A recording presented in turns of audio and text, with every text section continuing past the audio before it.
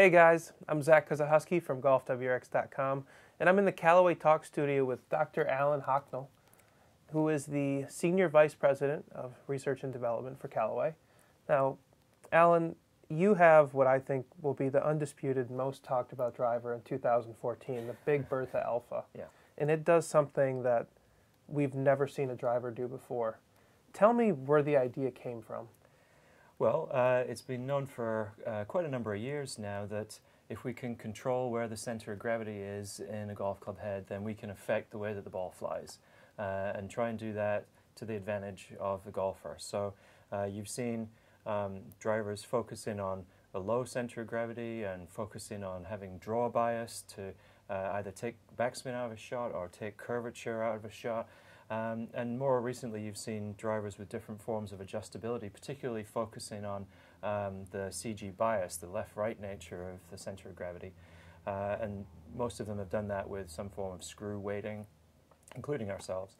You know, command of the center of gravity in the vertical direction is something that is really important because it does affect the relationship between launch angle and backspin, and as everybody who is a decent player at least knows, then that is the key to increased distance. So the question we were asking ourselves is how do you enable vertical center of gravity adjustment in addition to loft adjustment, and use those two things in tandem to achieve launch conditions that people potentially have never achieved before as individuals, and give each individual opportunity for bigger distance. So the problem was, and I experienced this problem, is I launched the ball at a certain launch angle with a certain spin rate.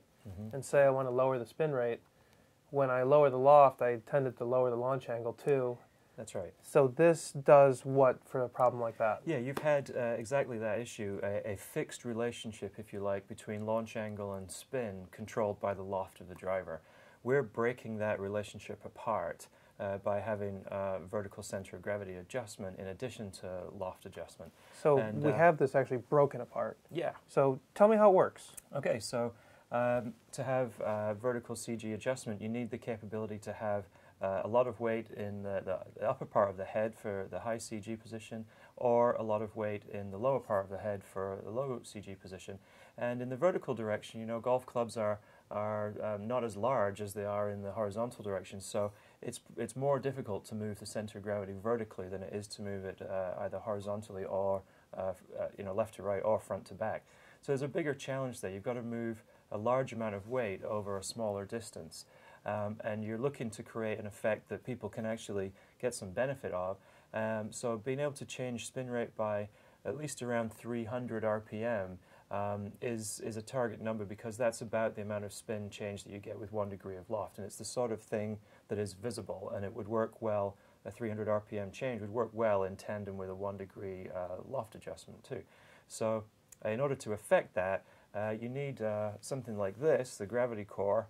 And this is the item which resides inside this carbon fiber tube here and is responsible for creating the low and the high CG. It has a tungsten tip that weighs 10.5 grams and a glass fiber reinforced nylon body which weighs only 1.5 grams. So this device here in the low position versus the high position is responsible for at least 300 RPM difference in backspin. And that's key to the performance, on unlocking this relationship between launch angle and spin rate to provide people more distance. So I'll quiz you really simply. I hit the ball high in the face. Which gravity core position should I have? That's a good one. So you know, it's not necessarily the case that, say, all better players have the gravity core in the low position searching for low CG, and all average players have it in the high position because they miss all over the face. Not necessarily true. If you've got a high impact location and it's sort of a preferred or consistently high impact location, you might actually want the gravity core in the high position because you'll get advantages in ball speed there. The projection of the sweet spot onto the face actually changes from the high position to the low position by about 80 thousandths of an inch. So if you've got a consistent impact location that's kind of high on the face, you'll get more ball speed if you use the gravity core in the high position. Equally, if you have you know, say you have an iron dominant game such that you've got a pretty descending attack angle with your irons, and that carries over into your driver as well, likely then that you'll have a relatively high impact location too. And you'll find that somebody like one of our tour players, Danny Lee, he fit into this driver in the high position for exactly that reason. So it has that option in it. But you put it the other way around and you produce a really low center of gravity, the kind of stuff that the real bombers are after at the moment. It's a bit of a focus for higher head speed players who have pretty good driver swing mechanics to be able to launch the ball high with less spin than they otherwise would. And in the low position, that's exactly what this driver does. When we first spoke about this driver, you were going to sell it in one loft, 9 degrees, because of your OptiFit adjustable hosel. So if you have a 9-degree head, you can go down to 8, you go all the way up to 11. Yeah. But I heard right around launch time that you decided to add a 10.5-degree head. Yep. And that was really based on feedback from 2 sources. One was the hitting experience at our own sales meetings of our own sales reps saying, wow, this driver isn't just the preserve of high ability players at all. There's a lot more to it than that. And the same with some of our retail partners when they saw some of the numbers in their fitting bays when they got their hands on them for the first time. They said, you know, this isn't just the preserve of up to 11 degrees. You should be able to go higher than that because it's not a driver that suffers from really low MOI. It's got a pretty reasonable MOI number such that average golfers who tend not to hit the center of the face all that frequently can still play this driver and get the advantages of the 4 different forms of adjustability in it. So it sort of broadened our horizons a little bit over what we thought it was originally, but I thought that was good feedback and we've been able to respond to it. So this driver is your most premium as far as price point goes. It's going to start at $499. Tell the golfers out there why they should spend a little more money and invest in an Alpha. Yeah, so this is the first driver that obviously does vertical center of gravity adjustment, but I think it's also the first driver that has 4 independent forms of adjustability. So the first form being vertical center of gravity, the second form being lateral or draw bias center of gravity, and the third and fourth being in the hosel for adjustable loft independent of adjustable lie.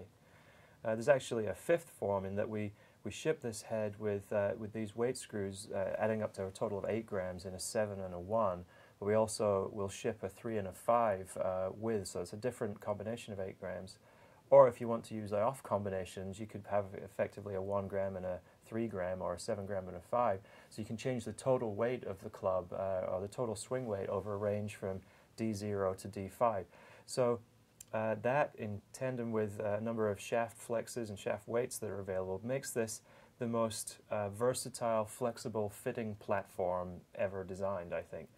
And with that really are a whole host of options for dialing in performance for any one individual, and I think that's a key thing here. We're designing with the golfer first, the golfer in mind, and the idea that all golfers are different, and that no one set of configuration numbers for this driver is going to fit everybody. So we've made this very flexible platform where, in the purchase process or with a little upfront investment from the person who's going to buy this during fitting while they're getting familiar with this club, there's an opportunity here to configure the club individually for you, differently from your neighbor or someone else in your foursome, to make this golf club give you optimal performance for you. And I think that's never been done to this level before, and that's one of the reasons why people should consider this driver. It's got the most capability to optimize your performance as an individual. So a golfer buys this driver and their swing changes, if they want to try a new shaft, it sounds like they're still going to be able to stay in this head. Yeah, there's a lot of flexibility. We would expect it to be the sort of minority of golfers who undertake large-scale changes in the configuration of the head once they've been fitted into it, but absolutely that potential is here. Even, you know, producing something like this gravity core, it's just fun to play around with it a little bit and see what it does to your game. And you know, this thing has its own little personality, and it's a unique way of interacting with the golf club, and we think that people will get a lot out of it. Alan, it's always a pleasure. Never get tired of talking to you. Thanks for joining us. Hey, you're welcome. Glad you came and saw it.